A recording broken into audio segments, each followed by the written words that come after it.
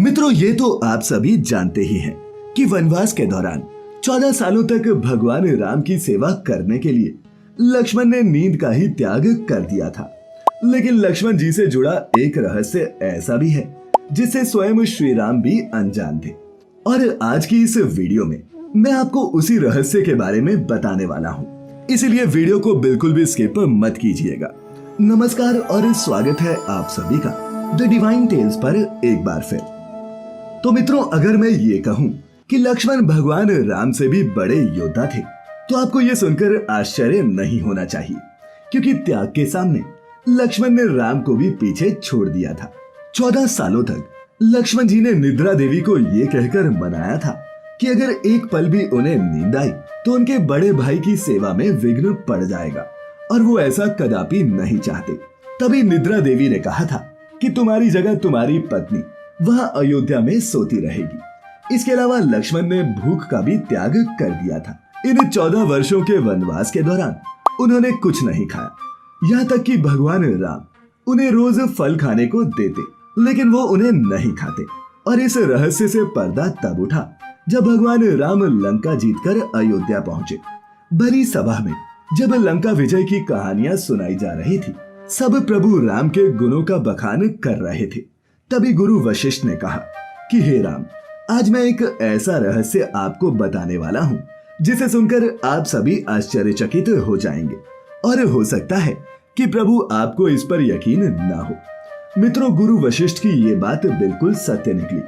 जैसे ही वशिष्ठ ऋषि ने कहा कि 14 सालों से लक्ष्मण ने कुछ नहीं खाया, श्री राम तुरंत बोल पड़े, गुरुवर, मैं खुद लक्ष्मण को दोने में भरकर खाना देता था।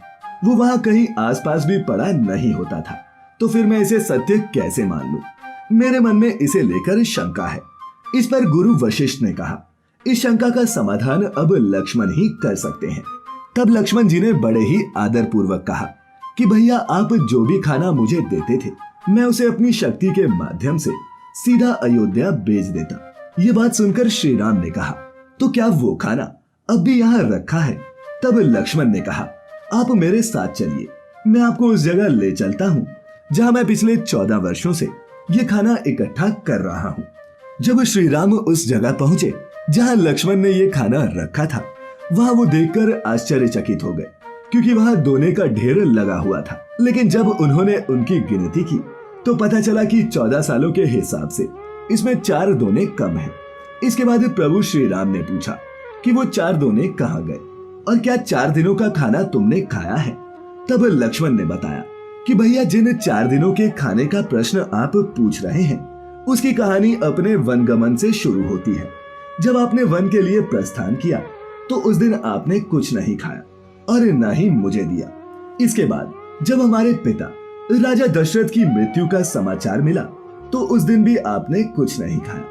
इसी तरह जिस दिन दुष्ट रावण ने माँ सीता का हरण किया उस दिन भी आपने कुछ नहीं खाया, और जब मुझे शक्ति बाण लगा तब भी आपने कुछ नहीं खाया।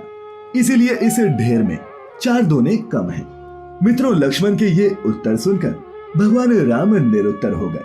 उन्हें लगा कि इतने बड़े रहस्य का पता उन्हें 14 सालों तक नहीं लगा, और फिर उन्होंने लक्ष्मण से पूछा कि तुमने इतना बड़ा त्याग किया क्यों? लक्ष्मण ने उत्तर दिया कि भैया, आप मुझे खाना तो देते थे, लेकिन आपका ऐसा कोई आदेश नहीं था कि इसे मुझे खाना है, और मैं आपके आदेश के बिना कुछ भी नहीं करता, इसीलिए मैंने ये खाना नहीं खाया।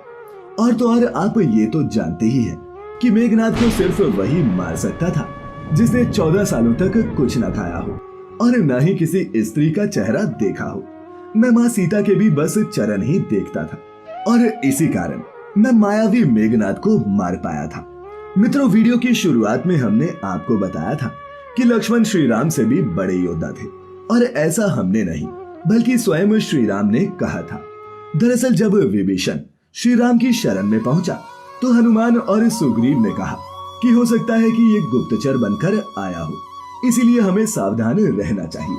तब भगवान राम ने कहा था कि आपकी बात सच भी हो सकती है, लेकिन अगर हमारे पास वो शरणार्थी बनकर आया है तो हमें उसका ख्याल रखना होगा।